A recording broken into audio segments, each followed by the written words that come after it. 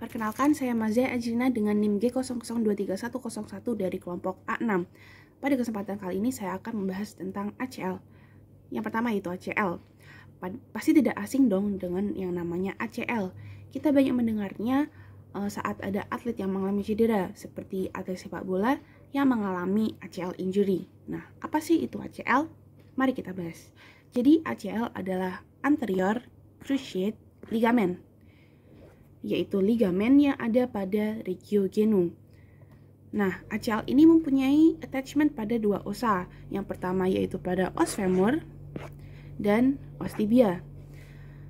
Nah, untuk tepatnya, femoral attachment dari ACL ini tepatnya pada bagian posterior pada medial condylus lateralis. Nah, untuk tibial attachment dari ACL ini adalah pada bagian anterior pada medial eminentia intercondylarisnya. Nah, os femur dan os tibia tadi itu berartikulasi pada articulatio genu, di mana articulatio genu ini tersusun atas tiga osa, yaitu os femur, os patella, dan os tibia. Articulatio genu sendiri tersusun atas tiga kompartemen. Yang pertama yaitu tibiofemoral joint, yaitu ada lateral dan medial, yaitu lateral condylus femur dan medial condylus femur yang bersendi dengan tibial fletus di sini. Lalu ada patellofemoral joint, yaitu antara fascies patellaris ossis femur dan posterior surface of patella.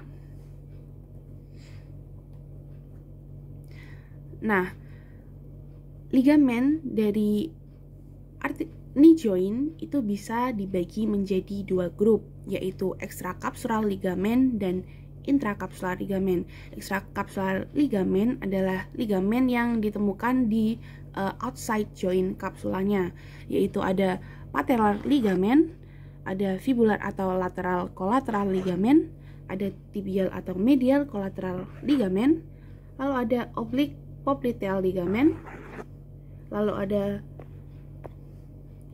arcuate popliteal ligamen.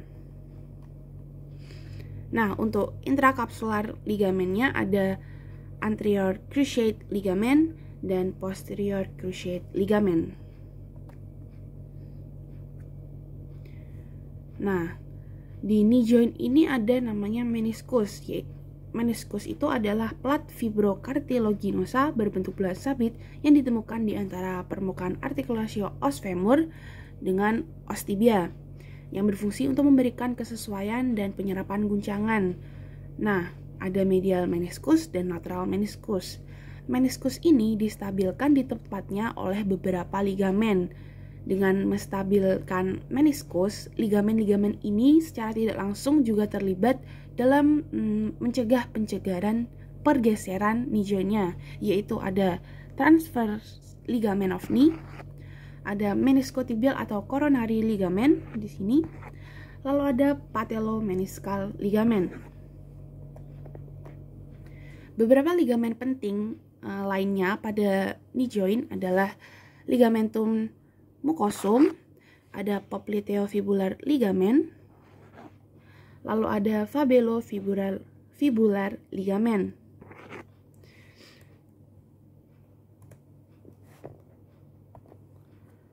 Nah, knee joint ini atau articulatio genu ini tentunya bisa dong melakukan pergerakan. Nah, pergerakan yang pertama itu gerakan fleksi. Muskulus yang berperan dalam fleksi articulatio genu ini ada bicep femoris, yaitu terdiri atas bicep caput longum, lalu musculus bicep caput brevis, ada musculus semitendinosus dan musculus semimembranosus. Lalu fleksi tadi diinisiasi oleh musculus popliteus dan assisted oleh musculus gracilis dan musculus sartorius. Nah, untuk gerakan selanjutnya yaitu gerakan ekstensi. Itu yang muskulus yang berperan itu ada quadriceps femoris, yaitu ada musculus rectus femoris, ada musculus vastus medialis, ada musculus vastus lateralis, dan musculus vastus intermedius. Gerakan ekstensi tadi juga di-assisted oleh musculus tensor fasciae. Nah, untuk gerakan medial rotation dari knee joint, ini muskulus yang berperan itu ada musculus popliteus, ada musculus semitendinosus, lalu ada musculus semimembranosus, lalu assisted oleh musculus gracilis dan musculus sartorius.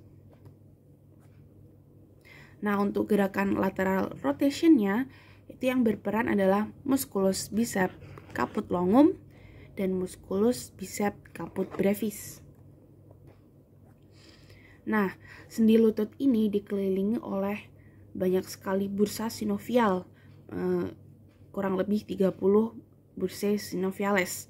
Beberapa bursa berhubungan dengan kapsul sendi seperti bursa suprapatellaris di sini. Lalu ada yang terletak di bawah tendon musculus quadriceps femoris atau bursa subpoplitea, yaitu posterior terhadap tendon musculus popliteus.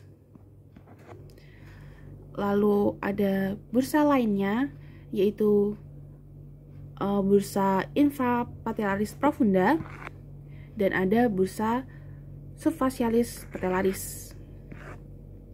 Nah, ada bursa lainnya itu yaitu bursa musculi semimembranosi atau bursa subtendine musculorum gastrocnemi medians dan lateralis. Yang keduanya tidak ditunjukkan di sini. Nah, knee joint ini kaya akan vaskularisasi yang berasal dari genicular anastomosis yang dibentuk oleh beberapa pembuluh darah arteri. Dengan penyumbang utamanya itu ada arteri popliteal dan arteri femoralis. Nah, arteri yang membentuk genicular anastomosis ini dapat dibagi menjadi yang pertama itu descending branches-nya. Ada ramus descendens arterii circumflexe lateralis femoris dan arteria descendens genus. Untuk ascending branches-nya ada arteri tibialis posterior dan arteri tibialis anterior. Lalu untuk branches dari arteri popliteanya ada arteri superior medialis genus, ada arteri inferior medialis genus, ada arteri superior lateralis genus, dan ada arteri inferior lateralis genus. Nah, aliran vena pada knee joint mengikuti perjalanan arteri untuk kemudian akan memasuki vena femoralis. Jadi ada vena poplitea, ada vena tibialis posteriores, dan vena tibialis anteriores yang nanti akan bermuara di vena femoralis. Nah, tadi kan kita membahas cedera yang banyak dialami oleh atlet sepak bola. Sekarang kita akan bahas tentang cedera yang biasa terjadi pada atlet tenis. Mereka terkadang merasakan perasaan seperti tersengat listrik atau sensasi terbakar yang menjalar ke lengan karena gejala yang ditimbulkan oleh cedera ini. Nah, cedera ini tuh biasanya disebut dengan stinger atau bummer karena gejala yang ditimbulkan. Nah, cedera ini namanya itu plexus brachialis injury. Apa sih itu plexus brachialis? Jadi plexus brachialis adalah major network of nerves yang memberikan semua persyarafan motorik dan sensorik pada ekstremitas superior. Nah, jadi dia yang pertama, plexus brachialis itu dibentuk dari penyatuan anterior rami dari 4 terakhir cervical atau C5 sampai C8 dan torakik pertama atau T1 yang merupakan ramus dari plexus brachialis. Nah, ramus atau roots ini dari plexus brachialis dapat ditemukan di antara anterior dan middle scalene muscle. Nah, jadi ini ada C5-nya, ini C6, ini C7, C8, dan T1. Nah, nanti pada bagian neck inferiornya, rootsnya ini atau ramusnya ini akan bergabung membentuk 3 trunkus, yaitu superior trunkus. Jadi nanti akan membentuk trunkus atau trunk. Superior trunkus yang pertama yaitu penggabungan dari C5 dan C6. Lalu ada middle trunkus yaitu lanjutan dari C7. Lalu ada inferior trunkus yang merupakan penggabungan dari C8 dan T1. Nah, setiap trunks ini, trunkus atau trunks ya ini tadi akan terbagi menjadi semuanya itu akan terbagi menjadi anterior dan posterior saat plexus brachialis ini melewati cervico axillary canal pada posterior clavicula. Nah, jadi nanti akan terbentuk 3 anterior division.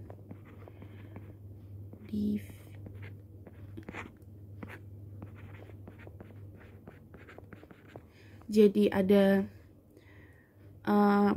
anterior division dari superior trunk, ada anterior division dari medial trunk, ada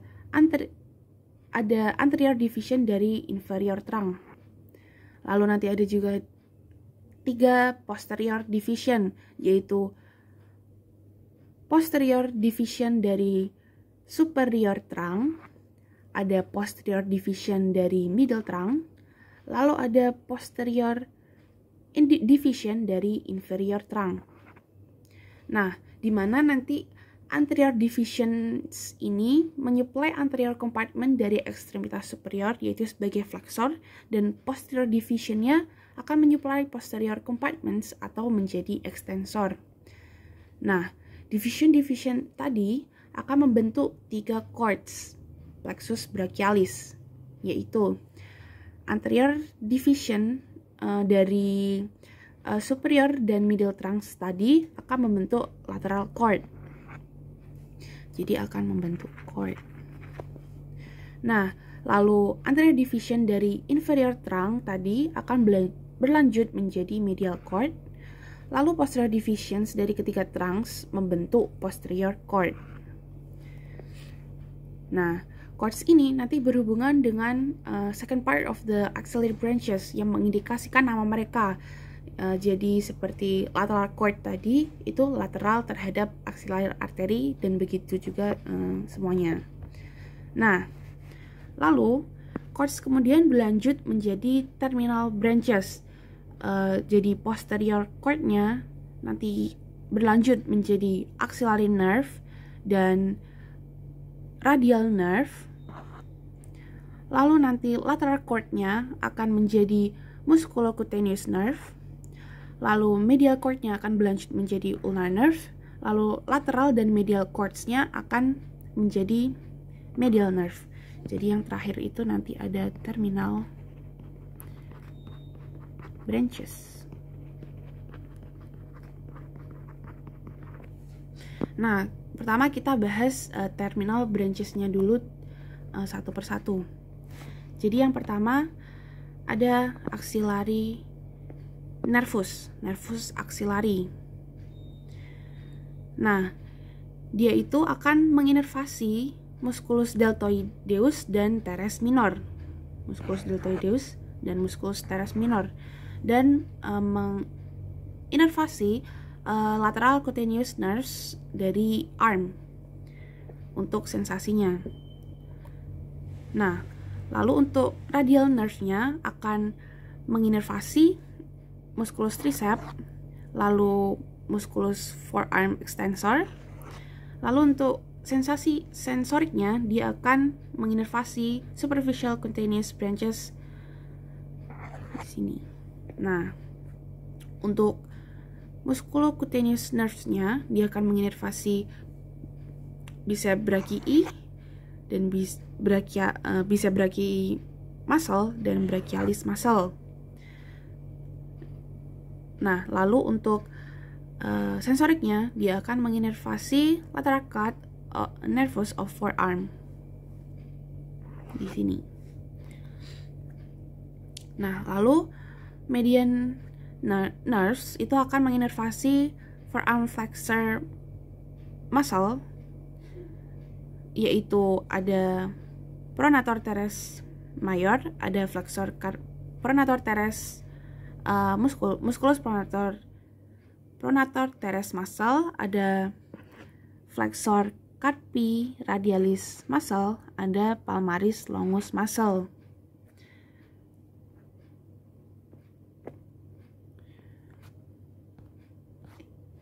Lalu dia juga ada menginervasi flexor digitorum superficialis muscle.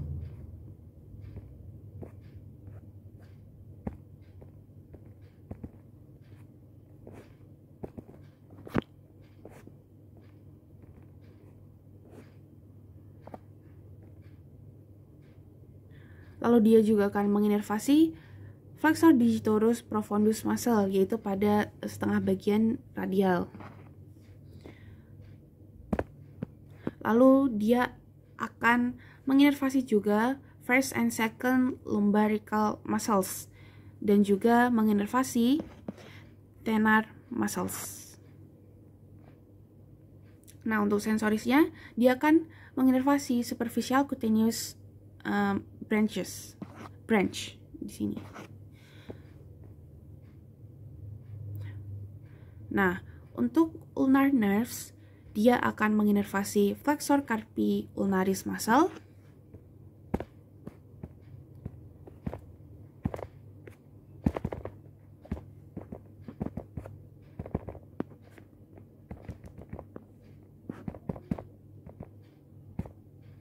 lalu dia akan menginervasi flexor digitorum profundus muscles, yaitu setengah bagiannya ulnar. Lalu dia akan menginervasi hypothenar muscles ini.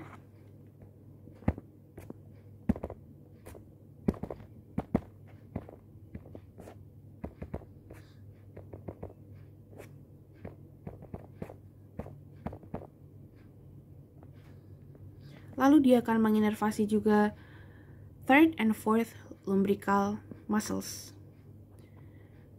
Nah, dia juga akan menginervasi palmar interosseous muscles atau PADS. Lalu dia juga akan menginervasi dorsal interosseous muscles. Untuk sensoriknya, dia akan menginervasi superficial cutaneous branch di sini. Nah, sekarang kita akan bahas branches dari setiap bagian tadi.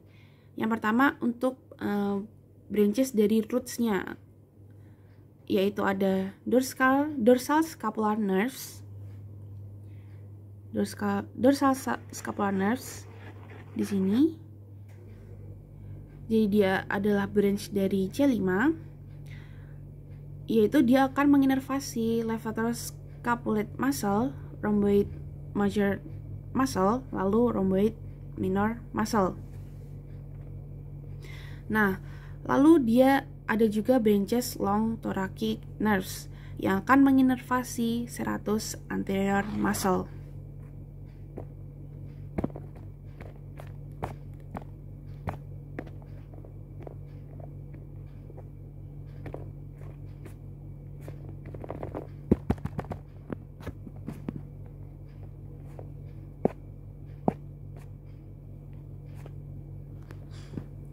Nah, lalu pada bagian trunks-nya ada branch yaitu yang pertama suprascapular nerve, di mana dia akan menginervasi supraspinatus muscle dan infraspinatus muscle. Nah, lalu di bagian cord-nya akan ada branch yaitu lateral cord branches.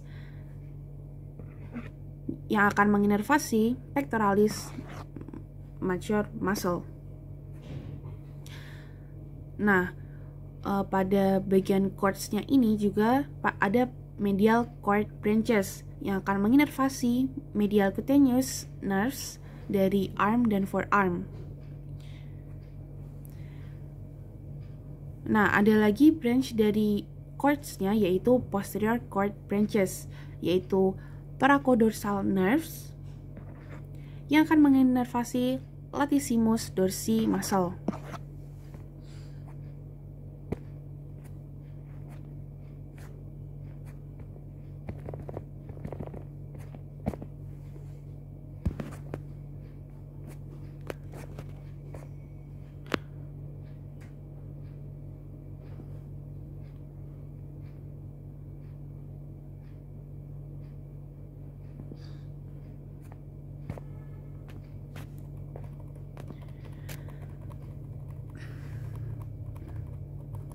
Nah, masih membahas ekstremitas superior. Kita akan bahas nih, apa aja sih muskuli penyusun regiodorsum pada ekstremitas superior. Nah, regiodorsum itu sendiri muskulus yang ada di antara ekstremitas superior dengan kolumna vertebralis. Jadi yang pertama ada musculus trapezius. Dia origonya ada di protuberancia ossipitalis externa, lalu di linea nuchae,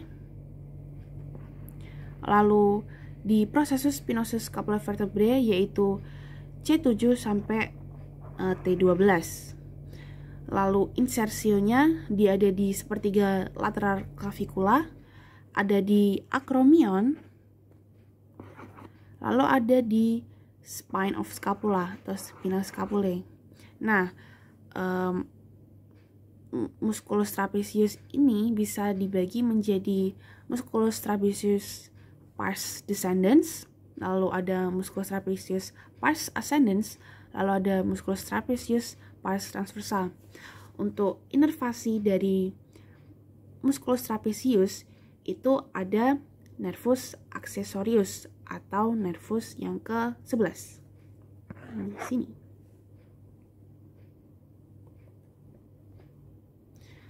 Lalu yang kedua ada musculus latissimus dorsi. Dia origonya ada di processus spinosus vertebrae dari T7 sampai L5, crista iliaca dan costia terakhir. Lalu insersionya dia ada di sulcus intertubercularis humeri. Nah, lalu untuk inervasinya dia adalah nervus thoraco-dorsalis. Nah, lalu ada 3 terakhir yaitu yang pertama ada musculus rhomboid minor, di mana origonya adalah processus spinosus vertebrae C7 hingga T1, lalu dan juga ligamen nuchae, dan insersionya ada di margo medialis scapulae sini, yang di sini. Lalu untuk musculus rhomboid majornya origonya ada di processus spinosus vertebrae TH2 hingga 4 sini. Lalu untuk insersionya ada di margo medialis scapulae. Lalu untuk musculus levator scapulae dia origonya ada di processus transversus vertebrae C1 hingga 4. Lalu untuk insersionya ada di margo medialis scapulae di bagian superiornya.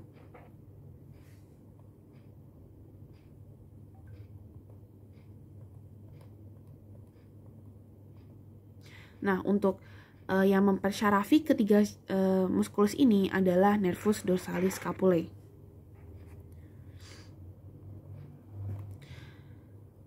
Nah, pada regiodorsum ini bisa terjadi injury yaitu saat serratus anterior mengalami kelumpuhan karena cedera pada long thoracic nerve. Hal ini menyebabkan medial border dari scapula bergerak ke lateral dan posterior menjauhi thoracic wall, yang menyebabkan scapula tampak seperti sayap, terutama ketika orang tersebut bersandar pada tangan atau menekan anggota tubuh bagian atas itu pada dinding. Ketika lengan diangkat, medial border dari scapula dan inferior angle-nya itu akan tertarik menjauhi dinding toraks posterior, itu suatu deformasi yang dikenal sebagai scapula bersayap atau wing scapula. Pada kondisi wing scapula ini, ekstremitas superior tidak dapat diabduksi di atas posisi horizontal karena serratus anterior tidak mampu memutar glenoid. Nah, jadi untuk menghafal muskulus yang ada di regio dorsum, kita bisa pakai singkatan T untuk trapezius, L untuk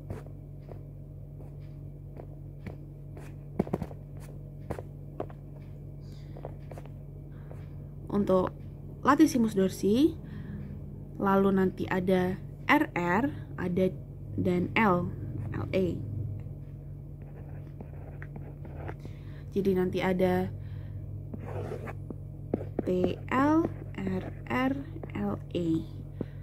T untuk musculus trapezius, T untuk musculus latissimus dorsi, R-nya nanti untuk musculus rhomboid minor, dan R yang kedua ada untuk musculus rhomboid major, dan LA-nya untuk musculus levator scapulae.